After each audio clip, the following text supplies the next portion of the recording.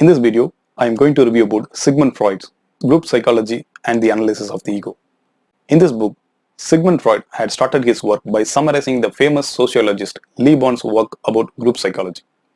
In his theory, Le Bon says, an individual person, when he is acting as a part of group, gains immense power and strength within himself, and he also feels very secure when he is acting as a part of the group.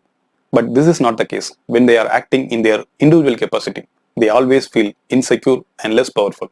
So Le Bon pointed out the immense change that happened within the psychology of a person when he is acting as a part of the group.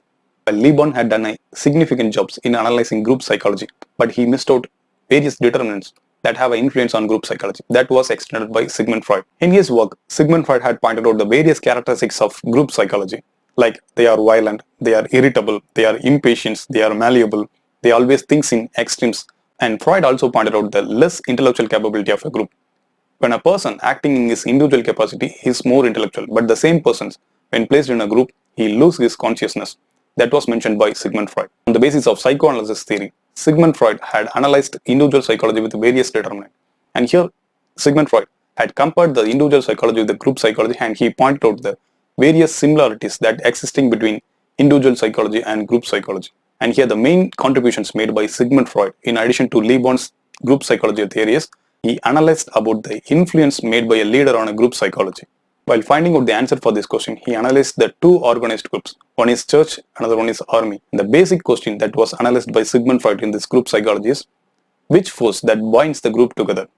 And in that analysis, Sigmund Freud had come to the conclusion love was the binding force that binds all the group members. Here, Sigmund Freud had pointed out the identification that existing in individual psychology as the basis for the group psychology, like a kind of bond that existing between brothers who were formerly rivals, but through identifications they have attached with one another. That same identification process works in the group psychology that existing between the members of the group. This was the hypothesis stressed by Sigmund Freud. To confirm this hypothesis, Sigmund Freud also analyzed about some kind of temporary form of group that without any organized members that formed based on some motives for temporary period. And in that analysis also, Sigmund Freud had come to the same conclusion. While analyzing about the influence made by a leader on a group, in the later part of the book, Sigmund Freud had talked about the primal instincts that existing in the man. And also he talked about contagion, hypnotic power. This book has been standing as a most influential one among various sociologists and psychologists to analyze about the group psychology. Especially in current times, politicians in various countries had forced the sociologists and psychologists to study the behavior of the groups through Freudian's way.